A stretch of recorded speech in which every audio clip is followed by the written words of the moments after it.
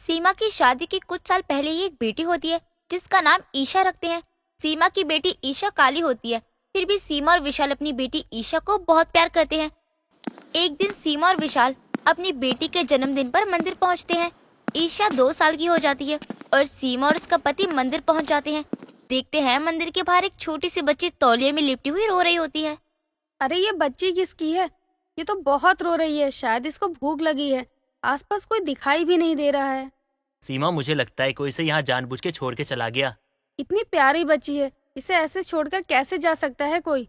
लगता है जिसके घर में ये हुई होगी उसे लड़के की उम्मीद होगी। विशाल, क्यों ना हम इसे अपने घर ले चलें?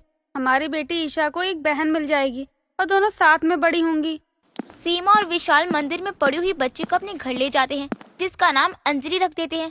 धीरे धीरे दोनों बड़ी हो जाती हैं और जब अंजलि 5 साल की हो जाती है तो वहीं ईशा 7 साल की हो जाती है और दोनों साथ में स्कूल जाती हैं। अंजलि छोटे में गोरे होने का घमंड दिखाती है और अपनी स्कूल की सारी सहेलियों के आगे अपनी बड़ी बहन ईशा का काली होने का मजाक उड़ाती थी। ऐसे ही कुछ देर बाद, माँ, ये मेरी बहन ईशा इतनी काली क्यों है और मैं इतनी गोरी हूँ? आखिर ऐसा क्यों? मेरे और ईशा में इतना जमीन आसमान का फर्क क्यों है? चुप कर अंजलि, वो तेरी बड़ी बहन है, समझी ना तू? अगर वो कुछ बोलती नहीं है तो इसका मतलब ये नहीं कि तू उसे कुछ भी बोलेगी। चल अब अपनी बहन को सॉरी बोल। माँ प्लीज, मुझे कोई सॉरी नहीं बोलना। इसको मैंने कुछ गलत नहीं बोला है, जो बोला है वो बिल्कुल सही बोला है। ईशा बेटा, तू उदास क्यों होती है? तू तो मेरी रानी बेटी है ना, मैं तुझे अपनी जान से ज्यादा प्यार करती हूँ। सीमा अपनी दोनों बेटी को साथ साथ पढ़ाने के लिए उन दोनों को बराबर ही रखती थी। धीरे धीरे दोनों बड़ी हो जाती हैं। दोनों के स्कूल पूरे होने के बाद अंजलि और उसकी काली बहन ईशा दोनों समझदार हो जाती है और ईशा अपनी उम्र के साथ साथ अपनी बहन और घर में सभी को अच्छे से संभालने लग जाती है। माँ, अब मेरा कॉलेज शुरू हो गया है और कॉलेज जाने के लिए मुझे नई नई ड्रेस चाहिए। हाँ अंजलि बेटा, शॉपिंग करने तो जाएंगे, पर तेरी बड़ी बहन ईशा को किसी चीज का शौक ही नहीं है और दूसरी ओर तू है जिसे रोज नए कपड़े चाहिए। माँ, ईशा को भी पता है वो काली है, इस पर कुछ अच्छा ही नहीं लगेगा, इसलिए उसे कपड़े खरीदने की जरूरत ही क्या है। इसीलिए इसको कोई शौक नहीं है। अंजलि, तुम थोड़ी शर्म करो, वो तुम्हारी बड़ी बहन है। काली है तो क्या हुआ, दिल की तो साफ है। हमेशा तुम्हारे बारे में सोचती है, तुमसे बहुत प्यार करती है। माँ, आज मैंने अपनी छोटी बहन अंजलि के लिए गाजर का हलवा बनाया है। अपनी बड़ी बहन से थोड़ा तो कुछ सीख ले। देख, उसने पहली बार कुछ बनाया है और उसने सबसे पहले तेरा फेवरेट चीज बनाया है। कुछ तो शर्म कर। शायद मेरे लाड प्यार की वजह से अंजलि बहुत ज्यादा बिगड़ गई है। ईशा का इतना मजाक उड़ाती है, बल्कि वो मेरी सगी बेटी है और वो कुछ भी नहीं बोलती इसे। माँ, क्या सोच रही है आप मन ही मन में? आप भी खाइए मेरे हाथ का हलवा, खा के बताइए कैसा बना है। वो सब तो ठीक है ईशा बेटा, मैं तेरे हाथ का हलवा जरूर खाऊंगी और अच्छा ही बना होगा। मेरी बेटी ने जो बनाया है। इतनी समझदार है तू। माँ, तारीफ हो गई तो क्या, चले मार्केट, मुझे और भी बहुत काम है। मैं इसकी तरह इतनी वेली नहीं हूँ। माँ, अंजलि कहाँ जाने की बात कर रही है? मैं कुछ समझी नहीं। हाँ ईशा बेटा, मैं तुझे बताने वाली ही थी। जा जल्दी से तैयार होकर आ जा। आज हम दोनों तुम दोनों के लिए कपड़े लेने के लिए जा रहे हैं। माँ, क्या फर्क पड़ता है, अगर ये तैयार भी हुई तो काली ही लगेगी ना। सीमा अंजलि की बात पर गुस्से में अंजलि को जोर से थप्पड़ मारती है और अंजलि रोते रोते अपने कमरे में जाकर दरवाजा बंद कर लेती है, जिसकी वजह से मार्केट जाना सबका कैंसिल हो जाता है। सभी अपने कमरे में चले जाते हैं और फिर अगली सुबह जब अंजलि कॉलेज चली जाती है और विशाल ऑफिस के लिए निकल जाता है तो ईशा अपनी माँ के कमरे में जाती है और अलमारी खोलती है। अलमारी में रखा हुआ सामने से पेपर ईशा पढ़ लेती है और अपनी माँ को बोलती है, माँ, ये क्या बात है? और मेरी छोटी बहन अंजलि मेरी सगी बहन नहीं बल्कि अडॉप्ट की गई है। माँ, आपने ये बात मुझसे क्यों छुपाई?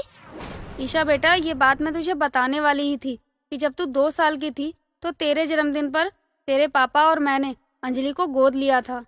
कोई बात नहीं माँ, अंजलि मेरी सौतेली बहन नहीं बल्कि मैं उसे अपनी सगी बहन मानती हूँ और हमेशा उसे मानूंगी भी।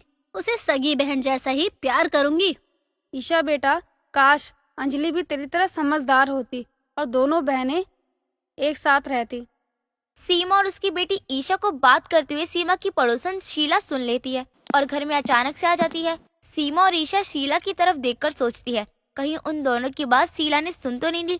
शीला दोनों की शक्ल देखकर बोलती है, क्या हुआ सीमा बहन, मुझे देखकर दोनों माँ बेटी ऐसे चौंक क्यों गई? अरे नहीं शीला बहन, अंदर आओ। आज इतने समय बाद कैसे आना हुआ आपका? सब तो ठीक है ना?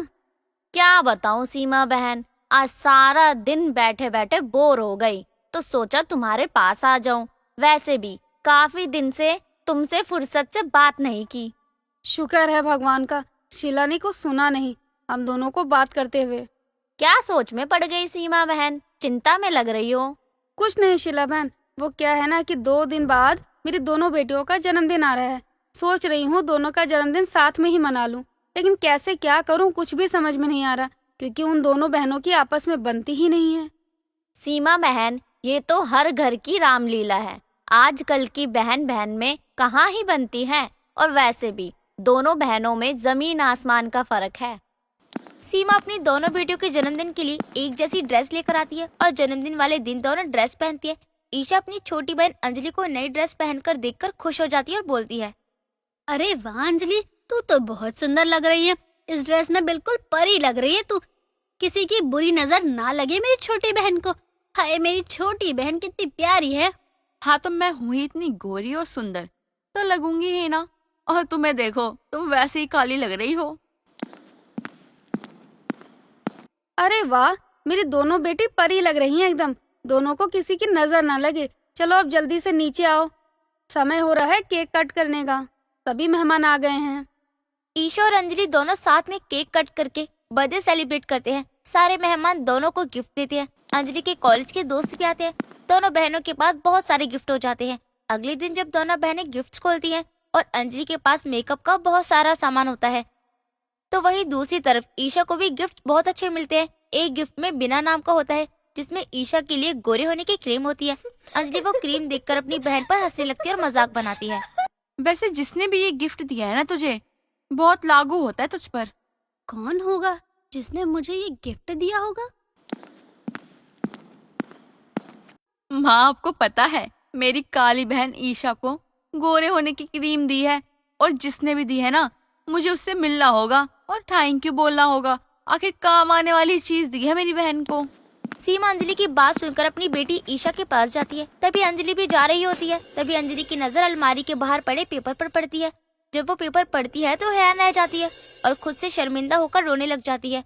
तभी अपनी माँ और अपनी बड़ी बहन के पास जाती है और बोलती है, माँ, ये सब क्या है? और मैंने ये पेपर पर लिखा हुआ सब पढ़ लिया है।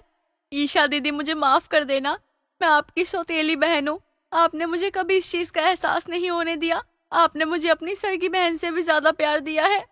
अंजलि, तू मेरी छोटी बहन है और बड़ी बहन का फर्ज है उसको खुश रखना, चाहे वो सगी हो या सौतेली।